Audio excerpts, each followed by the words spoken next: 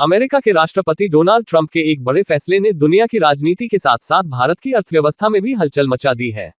रूस से जुड़े प्रतिबंधों को और सख्त करने के लिए लाए गए सैंक्शनिंग रशिया एक्ट ऑफ 2025 को ट्रंप की मंजूरी मिल चुकी है। इस कानून के तहत उन देशों पर 500% तक का भारी टैरिफ लगाया जा सकता है जो रूस से तेल, गैस या अन्य अहम चीजों का व्यापार कर रहे हैं। भारत भी ऐसे ही देशों में शामिल है, इसलिए इस फैसले का सीधा असर भारत पर पड़ने की आशंका जताई जा रही है। जो भारत पे 500% अमेरिका द्वारा टैरिफ लगाने की योजना बनाई जा रही है, इसका क्या लगता है कि भारत की अर्थव्यवस्था और जो निर्यात है उस पर क्या असर पड़ेगा? देखिए, जो है इतना बड़ा टैक्स लगाया जा रहा है, जो प्रपोजल है ट्रम्प सरकार की, इस पे फर्क तो काफ़ी पड़ता है इकोनॉमिक पे।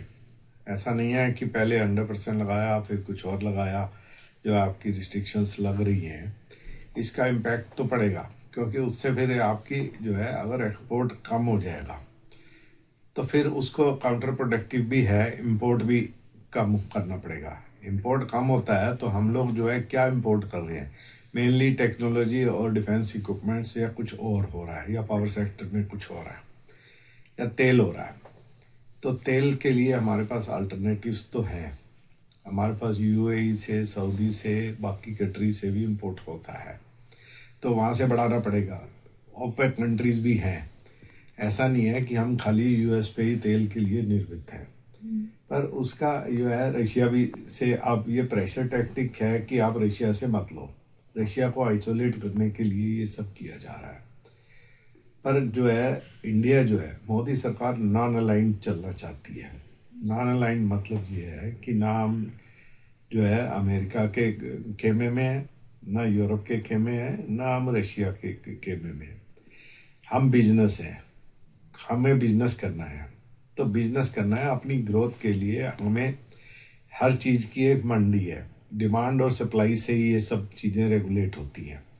जब आपके पास चीज़ें कम हैं तो आपको डिमांड ज़्यादा है तो प्राइस एस्केलेट करता है, जो सेलर है वो अपने हिसाब से पैसे चार्ज करता है, तो आप फिर अपनी कंजम्पशन कम कर लेते हैं, आपकी ग्रोथ थोड़ी स्लो हो जाती है, या आप जो है थोड़े टाइम के लिए रुक जाते हैं, हाल्ट हो जाती है।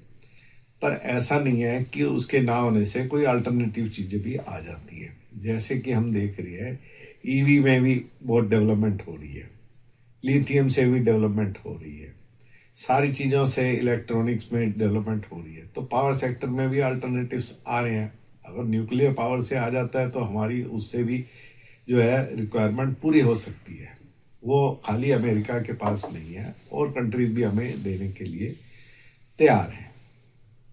बात करें अगर भारत और अमेरिका के रिश्ते पर, उस पर क्या असर पड़ेगा? जो हमारे यहाँ पर जो निर्यात आता है उस पर क्या असर पड़ सकता है? देखिए, कंट्रीज के रिश्ते तो बिजनेस से हैं।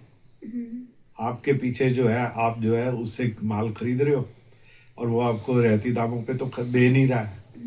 वो तो कहीं ना कहीं ये ट्रम्प की मनमानी मानी जा रही है। मनमानी है, आप जो है देना चाह रहे हो या नहीं देना चाह रहे हो, हम नहीं लेंगे। हम जो है गरीबी रेखा से ऊपर आके आज मोदी सरकार ने इसको वर्ल्ड की 4th इकोनॉमी तक ले आया है। उसके पीछे भी काफ़ी मेहनत है हमारे लोगों की। कंट्रीज में लोग जो है मोदी की मान रहे हैं और उस सरकार की जो है पॉलिसीज को अप्रिशिएट किया जा रहा है, जिससे इकोनॉमी डेवलप हो रही है। लोग लेबर भी कर रहे हैं और जो है कंट्री के लिए काम कर रहे हैं। जैसा कि वार सिचुएशन में होता है, डिस्ट्रक्शन हो जाती है, फिर आपको नई शुरू से इंफ्रास्ट्रक्चर बनाना पड़ता है। पर यहाँ ऐसा तो कुछ है नहीं। आप इंफ्रास्ट्रक्चर डेवलप कर रहे हो, सब कुछ कर रहे हो, कोई वार तो है नहीं जो आपकी जो है पुल या डैम या कुछ और जो है डिस्ट्रॉय हो गया एयरपोर्ट। थोड़ी डेवलपमेंट स्लो स्पीड पे होगी।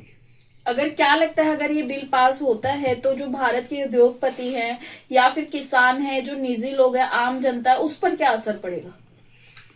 देखिए, मेरे हिसाब से तो उस पर जो है नेगेटिव इफेक्ट नहीं पड़ने वाला है। रीज़न बी दैट कि हम लोगों को भी थोड़ा जो है पास्ट में जाएं तो 50 साल पहले हम लोग क्या कपड़े पहनते थे, क्या चीज़ें यूज़ करते थे, मोबाइल था नहीं, एक ही टेलीफोन आया तो उस पर पूरा परिवार डील करता था। आज जो है एसी इफेक्टिव हुआ है, हमें सेमीकंडक्टर वाली गाड़ियाँ चाहिए, हर चीज़ चाहिए, वो चाहिए। थोड़ा वो स्लो हो जाएगा तो इससे हमारी जो है फैमिलीज जो है, जो अभी स्प्लिट है, तीन बेटे हैं तो तीनों अलग-अलग रह रहे हैं, और जो है उनको जो है कार भी, एसी भी, सब कुछ सेपरेट चाहिए, मोबाइल चाहिए बच्चों को। अगर वो यूनाइट होते हैं, जैसे कि वार के टाइम पे सब इकट्ठे हो जाते हैं, तो ऐसी सिचुएशन नहीं है कि कोई वार है। हम अपनी कंजम्पशन को कम कर सकते हैं। अगर एक घर में आधी किलो दाल आती है तो वो 400 ग्राम में भी खा के थोड़ा पानी मिला के भी उसको एडजस्ट कर पाएगा। वो हमारी इकनॉमी इस समय ऐसी है, मोदी सरकार की नीतियों की वजह से हम हर तरीके का शॉक एब्जॉर्व करने के काबिल हैं। भारत सरकार को इस पे क्या एक्शन लेना चाहिए? देखिए, भारत सरकार को इस समय वेट एंड वॉच पॉलिसी अपनानी चाहिए। हमें काउंटर प्रोडक्टिव उस पे भी वो सैंक्शंस लगा रहे हैं या टैरिफ लगा रहे हैं, तो हमें उसको नहीं करना है। क्या होगा कि हमारा जो है ट्रेड डेफिसिट थोड़ा सा बढ़ जाएगा। उससे ट्रेड डेफिसिट बढ़ने से इंपोर्ट एक्सपोर्ट का इम्बैलेंस हो, इंपोर्ट ज़्यादा है एक्सपोर्ट कम है, तो फिर हमें अल्टरनेटिव छोड़ने पड़ेंगे कि जो हमारी चीज़ें एक्सपोर्ट हो रही हैं वो बाकी किस कंट्रीज़ को एक्सपोर्ट की जा सकती हैं, वहाँ पे मार्केट कैसे, अफ्रीका में कैसे जाएंगी और कंट्रीज़ में कैसे जाएंगी, उसको डेवलप करने के रूट बनाएं। जब आप एक ही चीज़ पे सप्लाई करे जा रहे हैं सब, तो आप जो है उसी तरीके से काम करना शुरू कर देते हैं ओवर ए पीरियड। पर जब आपको एक बायर ने मना कर दिया लेने के लिए, तो आपके लिए दूसरी अपॉर्चुनिटी खुल जाएगी। ऐसा नहीं है कि नहीं होगा, थोड़ा समय लगेगा, टाइम लगेगा, पर उसमें हमें, मेरी अपनी पर्सनल ओपिनियन ये है कि हमें उसको काउंटर करने के लिए उस पर टैरिफ वगैरह नहीं बढ़ानी चाहिए, क्योंकि इससे हमारी जो है एम्प्लॉयमेंट पे भी असर पड़ सकता है। क्योंकि इसका नेगेटिव इफेक्ट ये है कि जो यूएस में इंडियंस लोग सेटल्ड हैं और जो है वीज़ा प्रॉब्लम्स हैं या स्टूडेंट जा रहे हैं, उस पर इम्पैक्ट पड़ेगा। वो हम जो है नहीं चाहेंगे कि हम लोग जो है उनकी रोजी रोटी और एम्प्लॉयमेंट और बिजनेस अपॉर्चुनिटीज़ को डिस्टर्ब करने की कोशिश करें। हम लोग उनके जो है टैरिफ जो बढ़ाने की बात हो रही है, सैंक्शंस लगाने की बात हो रही है, हम उसको रेडिली एब्जॉर्व करेंगे और we will find other solutions for that.